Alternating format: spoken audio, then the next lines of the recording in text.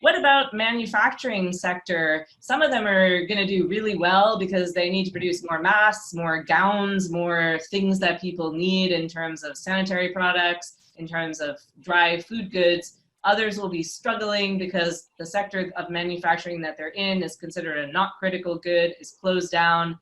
They don't know, again, when things are going to pick back up, and some of them might have long lead times to getting their assembly lines back up and running. What advice do you have for them? Yeah, well, I think the first thing that they can do is take lessons. There's no bigger manufacturing hub than China, and that China is actually back to 65% capacity from what I have heard. And if they can do it in 3 months' time, and they're 100,000 times more impacted than what we were, I think the risks that they are carrying are short term. My personal strong belief is that India cannot afford a 6 months lockdown or 3 months lockdown. So the lockdown is not going to last beyond, let's say, 21st April or 15th April or 30th April, because the kind of damage that has been distressed today into the economy is exceptional, and I don't think so we are in a position to do that. The other good advantage is India is moving into really hot summer. And one of the reasons could be that we are not near the 20-degree and below countries. We are actually a country that is moving towards 40 degrees centigrade. And if there is any correlation between some fleeting references that have come on coronavirus and the relationship with heat, India may actually come out reasonably well post the lockdown. And if that happens, then you will again get an opportunity to restart the manufacturing in a fairly short period of time. There will be pent-up demand and you will get business. I think there is significant amount of liquidity in the system at this point of time.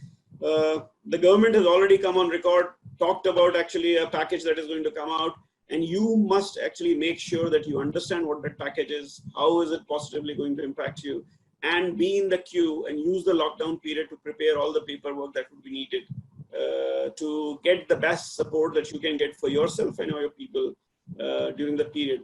Remember, getting some kind of a support to your employees during this time might also be very, very helpful for you, which can come from the government. This can be a time for preparation and not standing still, as you said. Yep. We are also trying to talk to every credit enabled customer and say, even though there's a lockdown, you're going to need financing. Get ready now. This is the time to get your paperwork in order, understand your position, make the best case. We'll help you do that. So sometimes having a pause is good. It gives you time to prepare for what's next down the line. I agree, manufacturing also, there's going to be some huge opportunities for companies that are able to, again, make their 15-day plan, their 30-day plan, and keep themselves going during this period. Are there any other opportunities for restaurateurs who might be, for example, sitting on an asset that they actually own as a restaurant to utilize that space in a clever way or make the best out of the situation, even if it's not to provide the core service they were providing before? Yeah, well, I think you can actually reach out, and this is actually something I would have done. I would have immediately reached out to, so right now in India, there is a movement going on for how do you feed people who are actually stuck in no man's land, given everything has been canceled. There are lots and lots of poor or low income population. I would launch something, if I have manpower, to feed people from the lower strata.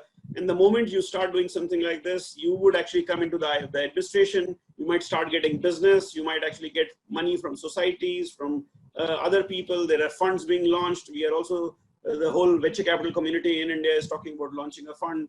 These are all these funds which will go in the aid. So they will effectively be aid for those. So if you can keep yourself going in some way or the other, there is dime a dozen opportunity. Imagine in Mumbai right now, millions of people actually do not know where to go, where to eat. If you open something up and say, hey guys, I will feed you, and I'll not feed you anything great. There's no chef, nothing, but I'll feed you just rice and dal, rice and lentils. I think you will be surprised how you will keep yourself in this thing, and probably discover that the world will recognize and come out of its way in supporting you. So I would actually not forget, and again, coming from the lower strata, I believe there is a huge amount of service and positivity you can create both for yourself, because the more people you meet, the more people you serve, the more positivity you create for yourself, and also buy a huge amount of goodwill from the community. So tomorrow, if you open a new restaurant and you remind people that you were the one who actually maybe fed 100,000 people during the crisis, millions of people might walk into your restaurants just to acknowledge what you did. Yeah, I think that's such an excellent way of looking at things. It's also an opportunity to shift your service or product offer to another strata, another customer segment who you might not have been thinking about before, but it might end up being your lifeblood at the end of the day. Yes, and doing a huge, making a huge social impact. So what could be better than that? So it doesn't have to be all doom and gloom for the restaurant owners of India.